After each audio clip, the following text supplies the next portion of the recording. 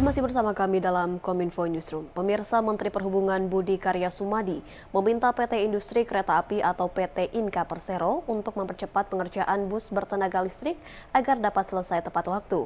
Rencananya bus listrik ini akan digunakan sebagai transportasi pada delegasi dalam kegiatan G20 di Bali.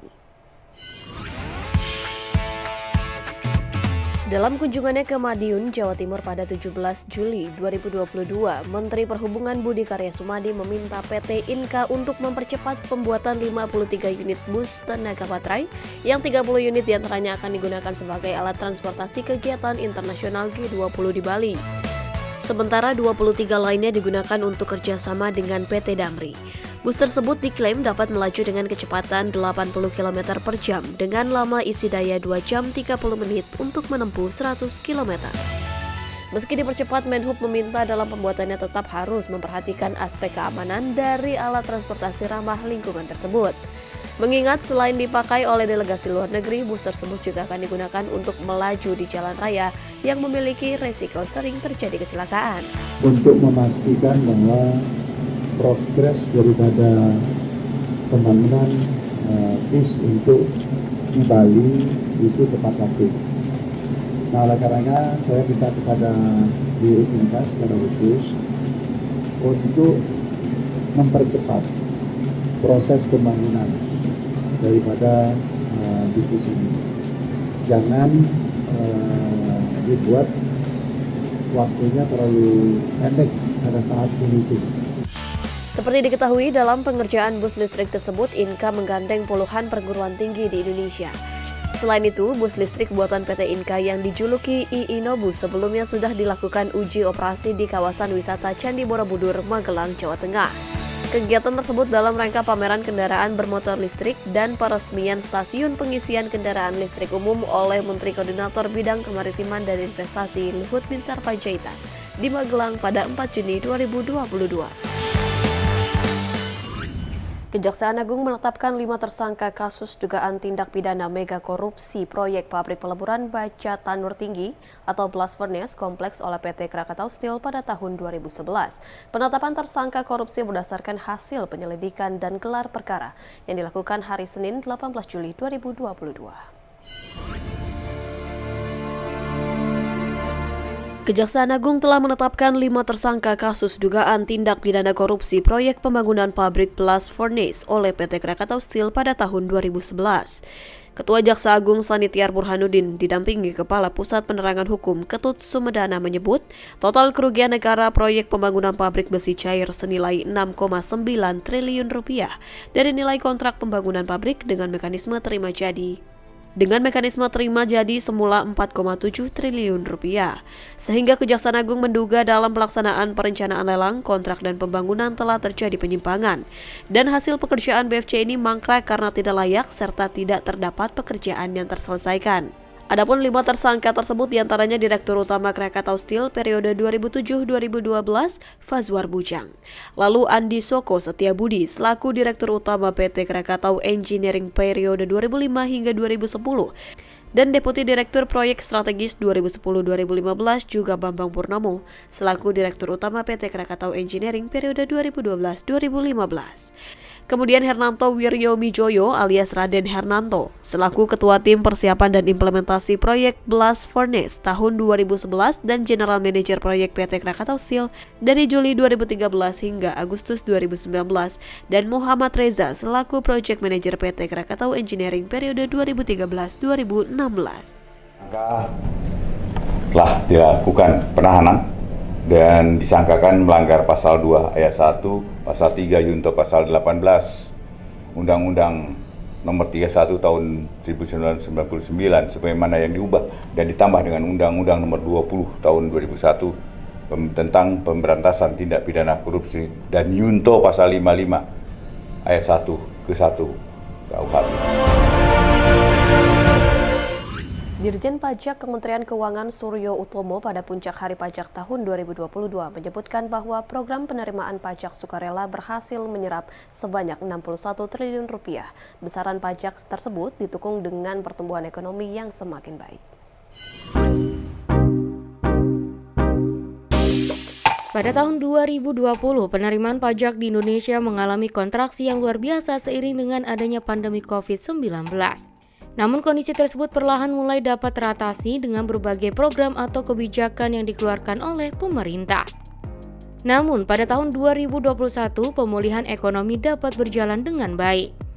Pendapatan pajak pada tahun 2021 juga telah mencapai target penerimaan yang telah ditentukan. Direktur Jenderal Pajak Suryo Utomo pada acara Puncak Hari Pajak tahun 2022 mengatakan, program penerimaan pajak sukarela yang dilaksanakan pada bulan Januari hingga Juni 2022 telah mencapai 61 triliun rupiah. Tingginya angka capaian program pengungkapan sukarela pada tahun ini didukung oleh situasi ekonomi yang diiringi dengan pertumbuhan di berbagai sektor. Dapat kami laporkan bahwa terkumpul 61 triliun rupiah pajak yang dibayarkan untuk program pengungkapan sukarela ini. Kami merasa bahwa program ini tergolong sukses karena ekspektasi dan realisasi lebih tinggi yang direalisasikan daripada yang kami ekspektasikan.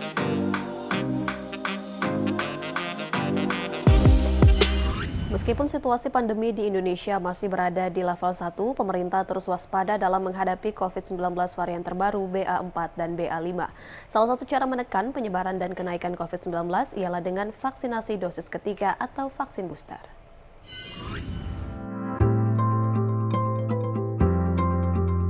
Menteri Koordinator Bidang Perekonomian Airlangga Hartarto menyampaikan, pemerintah terus mengantisipasi munculnya penyebaran subvarian COVID-19 yakni varian BA4 dan BA5. Nah, terus pemerintah terus mengantisipasi penyebaran subvarian baik BA4 maupun BA5. Tingkat transmisi komunitas mencapai angka 8/25 orang per 100.000. Jadi sesuai dengan level WHO, kita masih di level 1 karena standarnya 20/100.000. Dari tingkat reproduksi efektif relatif melandai dalam 3 minggu terakhir, dari 1,27 turun 1,26 dan 1,24, dan masih semua pulau di atas 1. Dan untuk di luar Jawa, Bali, Sumatera di 1,29, NTT, Kalimantan, Sulawesi di 1,18, Maluku di 1,08. Adapun penambahan kasus COVID-19 di Indonesia yang tertinggi masih berada di Jawa, Bali dengan merepresentasikan hampir 95% dari total kasus nasional. Sementara di luar Jawa, Bali penambahan kasus hariannya masih sangat rendah dan relatif landai. Kemudian penambahan kasus yang tertinggi masih di Jawa, Bali, merepresentasikan hampir 95%. Kemudian kita lihat beberapa untuk di luar Jawa, Bali itu kasus yang relatifnya masih rendah dan landai. Yang aktif masih di Sumatera Utara, Kalsel, Kaltim, Sumsel, Sulsel, dan Kalteng. Kemudian di luar Jawa, Bali tentu transmisi komunitas yang mulai naik itu ada di Palangkaraya di Kalimantan Tengah, dan yang lain dari 385 kabupaten kota masih di level 1. Sementara itu, Menteri Kesehatan Budi Gunadi Sadikin menyampaikan bahwa subvarian Omikron BA4 dan BA5 diyakini dapat menembus vaksinasi 2 hingga 3 kali lipat lebih efektif dibandingkan varian Omikron BA1. Budi juga menegaskan pemerintah terus menyarankan masyarakat untuk tetap melakukan vaksinasi booster guna melindungi masyarakat dari tingginya tingkat kefatalan subvarian COVID-19. Menteri Kesehatan Budi Gunadi Sadikin mengimbau masyarakat untuk melaksanakan vaksinasi dosis ketiga atau booster guna menekan peningkatan kasus COVID-19. Menkes Budi menyebut tingkat transmisi penularan COVID-19 di Jakarta mencapai level 3, sementara secara nasional transmisi COVID-19 berada di level 1.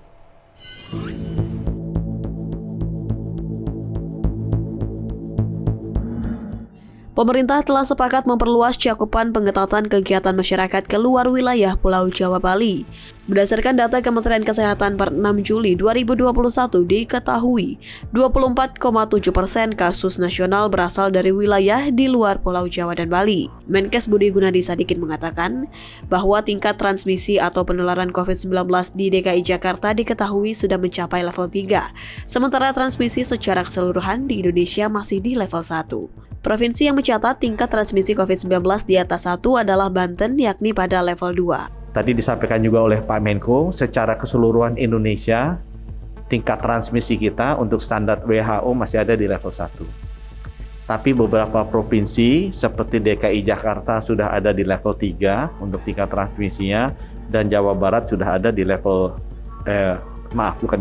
Banten ya, sudah ada di level 2. Menurut Budi, meskipun angka transmisi di Jakarta cukup tinggi, namun jika dibandingkan dengan keadaan darurat pasien COVID-19 dan kefatalan masih relatif sangat rendah di bawah standar WHO. Kami sampaikan secara persentase yang meninggal, karena kita konsentrasinya ke sana, yang meninggal paling tinggi adalah orang yang belum divaksin atau yang divaksin baru 1 kali. Sedangkan yang sudah divaksin 2 kali jauh menurun persentase fatalitasnya atau yang wafat kalau terkena, dan yang di booster sudah sangat menurun persentase yang wafatnya atau kalau kena. Selain itu, Presiden Jokowi juga telah memberikan arahan agar vaksinasi booster dapat dipercepat.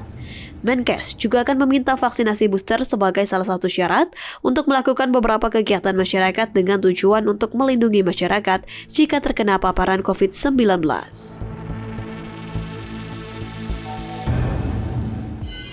Pemirsa, usai jeda kami akan kembali dengan informasi Pekalongan mendulang cuan dari budidaya dan pemasaran ikan. Usai jeda.